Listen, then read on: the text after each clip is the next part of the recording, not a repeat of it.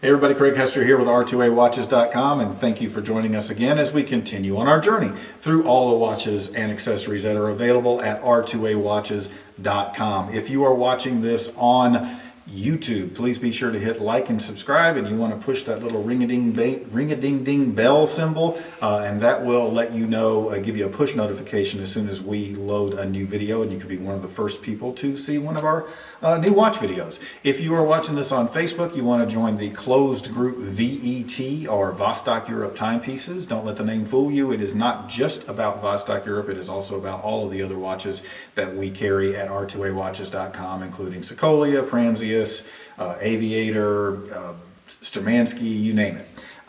So that is definitely the place to be if you want to find out what's going on at R2AWatches.com. Today we are talking about another of the Lunokhod 2 models. Actually, we're talking about two different styles of Lunokhod 2 that I'm going to go into that are both have the Success 21 Miyota hybrid quartz movement in them, although that is just part of what we're going to talk about. There's a whole lot to talk about with the Lunokhod 2 from Vostok-Europe. If you are not familiar with Vostok-Europe, Vostok-Europe is a boutique watch brand based in Vilnius, Lithuania.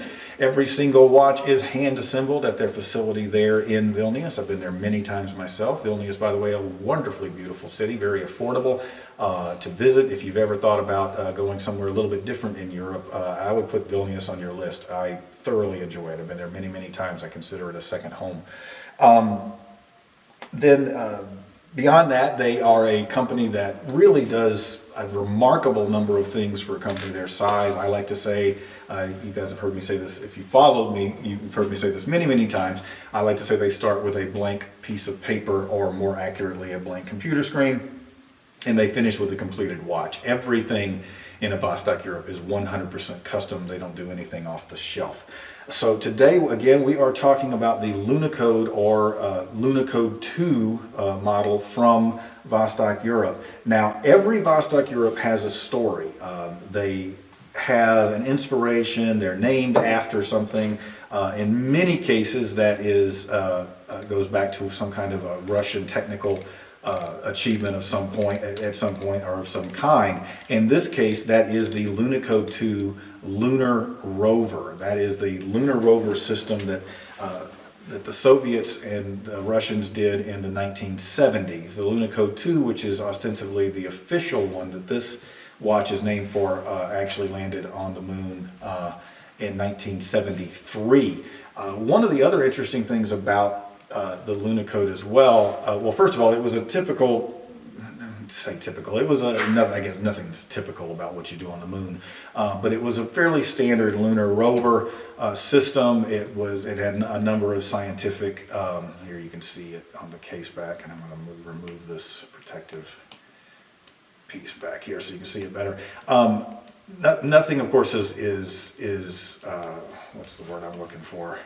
Is mundane when you're talking about working on the moon, but this was in the idea of, most of the type of lunar rovers that had several scientific missions. Eventually I'm going to get this thing off the back of this watch. Or maybe I'm not, and you're going to watch a whole video of me just doing this. Here we go. So when it's on the black, you really can see the deep etching and just the beautiful image of the rover on the back. So it had several scientific missions in what it was doing on the moon, but one of the other interesting things, it was also used as a part of the Chernobyl disaster. If you've seen the movie or the series, by the way, if you haven't seen the series on HBO, it is exceptional, and I recommend everyone to watch it if you haven't. And Igor Zavosky, the managing director of Vostok-Europe, attests to just how accurate it is, particularly in how Soviet life is depicted during the time frame of the Chernobyl disaster. Anyway, because of the fact that the Lunokhod 2 rovers, or the Lunokhod rovers, were hardened for radiation, which pretty much anything you're going to put on the moon, you're going to harden for radiation because of the lack of atmosphere on the moon. The radiation from the solar system just beats into the moon, and if you have any kind of equipment there that's exposed to that, it could get radiation damaged pretty quickly. So the rovers were hardened for radiation, and they were actually used to move some of the material off the top of the roofs and again, if you see that in the movie, that's what those that equipment is. Also, you might find it interesting to know the entire rover is only 4.5 feet long, and it's not. I don't remember the exact height, but it's not very high. I actually saw one of the floor models. It was actually one of the testing models at an exhibition in London a few years back, where they had several pieces of Soviet and Russian space equipment, including the Vostok capsule and other things. And they did have one of the lunar rovers there, one of the Lunokhods, and it really isn't that big. I mean, it's not a huge piece of equipment. Anyway, so I spent a lot of time on the inspiration this time, and that's okay.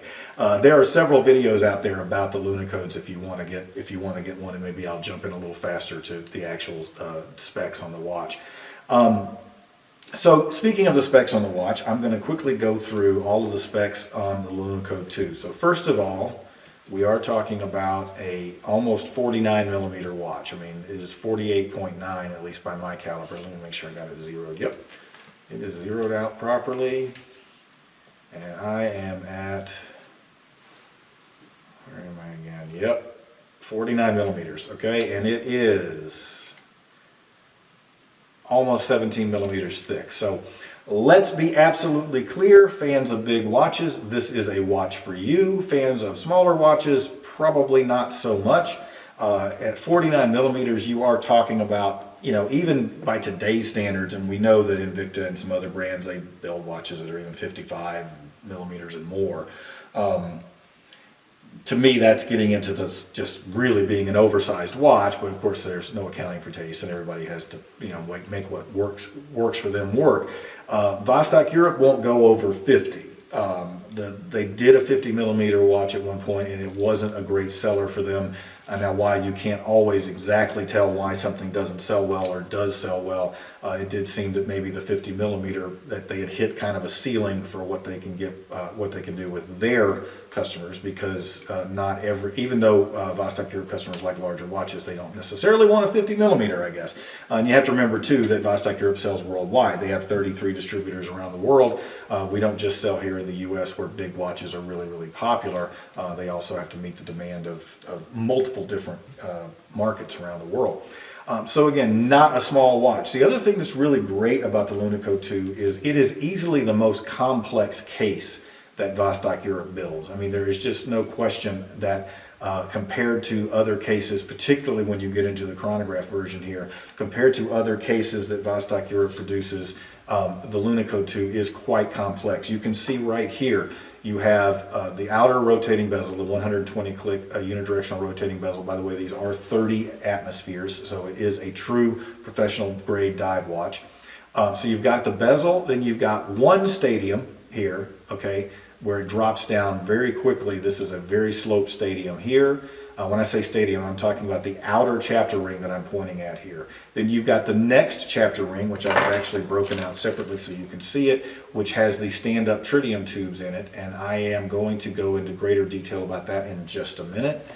Then you have a top dial, okay, and then you have a sub-dial. So you actually have a, it's not a sub-dial, that's the wrong way to put it. It's a dial beneath the top dials, what is referred to as a sandwich dial, which means putting two dials together, which makes for a really interesting look here. You can see the way the bezel has the multiple geometric cuts on it.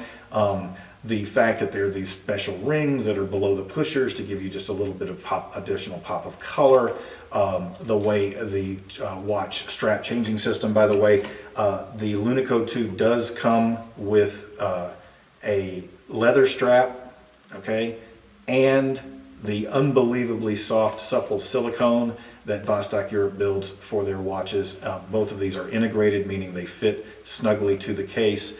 They are fantastic straps. We also have available, I don't have one here to show you, but we have available on the site some NATO straps that work really well with these watches. Black NATO, straight black NATO really works well with these. We have two color combinations here. Again, both of these, and I'm going to just make absolutely sure I'm getting it right. Yeah, I knew it was, but I want to make sure that I knew the SKU number on this. So both of these have the 6S21 movement in them.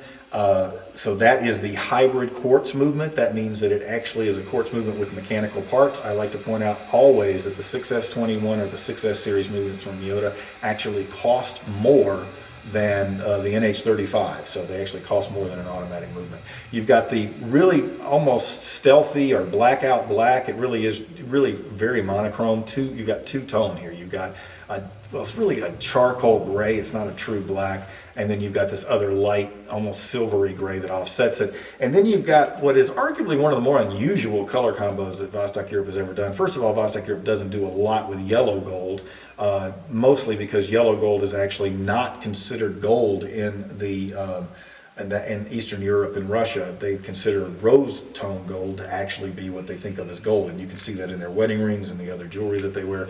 So it's not that common that they use yellow gold as an accent. And then to pop it against this really bright silver makes for a very, very strong, it's an impactful color combo. It is not something that you're going to see that often, and it's definitely something that's going to get attention when you wear it on the wrist. Now, I mentioned earlier this chapter ring that has the stand-up tritium tubes. This is, no pun intended, the standout feature, I believe, of the Lunokhod 2. I think most people would agree with that. If you're not familiar with tritium tube technology, we do have other videos on our YouTube channel and at R2A Watches where we talk about that in more detail. But the short version is that they are laser sealed glass tubes that are filled with a substance called tritium. It is technically a radioactive material, although it cannot penetrate human skin, and it is sealed into these glass tubes, so it's perfectly safe. In fact, since the 1960s when tritium tubes were being made, there's never been an incident of a human being harmed by it, unlike when radium was used, and I'm sure most of you are familiar with the radium girls and that terrible story. This is a safe material, and it gives constant illumination. So basically what's happening is inside this little tube, the tritium, because it is radioactive, it is constantly agitating the luminous material inside the tubes. So as I was saying, you've got the laser sealed glass tubes. That gives you the constant illumination. The important thing, one of the important things to compare it to is super-luminova, which is what is typically used on most watches. I mean, tritium would definitely be the minority in terms of watch production versus super-luminova. And you charge that up in a UV light, best is sunlight when you can. And you know how, if you go immediately into a dark room with super-luminova after you charge it up in the sun, it is just bang! I mean, it's just bright as can be, and it pops, and it looks fantastic, and an hour later it's faded. Okay, and it's really great for immediate short-term luminosity. It's not that great for long-term luminosity if it's not getting recharged. Well, with tritium tube technology, you don't have to worry about that. You can throw this in a drawer all night long. You pick it up the next morning, it's still going to be illuminated. Now, it is not as bright as super-luminova is when it's first charged, but it does give you that constant level of illumination. So those are really the key features about the Lunokhod 2. Again, this one does have the hybrid quartz. That means that it has actual mechanical parts and jewels in this quartz movement. I'm going to activate the chronograph, and you can see how the sweep on the chronograph almost moves like an automatic. There's very, very little tick. There certainly isn't the telltale tick that you normally see in a quartz. In fact, if you look at the sub-second hand, the other sub-second hand, let me reset. And you'll see that the main constant second hand, the one that's for regular timekeeping, it does tick, but they do have the mechanical parts moving the sweep second hand when you activate it. It does come in a dry box. I don't happen to have one right here right now, but you've seen them before. It comes in, do we have one down here? I don't think we do, but it's okay. I'll throw up a picture. Oh wait, do we? Oh, we do. Okay, yay team. So it's going to come with the Vostok-Europe Pelican case, made in the same facility as Pelican cases, the brand name Pelican. You can just hear the quality. They're so well made. This alone is a significant retail value in and of itself. So you're going to get that with the Lunokhod 2, and it's going to come with the 2 straps in there and the changing tool. One other quick thing I do like to share, this does have, I want to show you, just look how thick, this is the case that the inside of the case, okay, that's holding the movement in, it's 6.3 millimeters thick. That's the metal, and to be clear, this is solid metal. It's just crazy, the level of quality that goes into this. And then the crystal system is the Gorilla Glass system, or K1, which puts you right between a sapphire and a mineral. On the mohse scale, sapphire is a 9, minerals a 5. The K1 or Gorilla Glass system, the same system it's called Gorilla Glass, is a 7 on the mohse scale. So you get nearly the scratch resistance of sapphire, and you get nearly the shatter resistance of mineral, which really makes sense for these professional grade dive and sport watches. And one last feature I didn't mention, this does have the automatic helium release valve, which most normal humans will never need, but it is a really cool feature, and I do not have nearly enough time to go into what that means. So there you have it. This is the 6S21. These are not the only 6S21s that are produced in the Lunokhod, but these are 2 of the 6S21 series from Vostok-Europe. And if you like big, complex watches that are really going to get attention on the wrist, then the Lunokhod 2 is definitely what you're looking for. Until next time, I am Craig Hester with R2AWatches.com. And hey, you know what? Keep watching.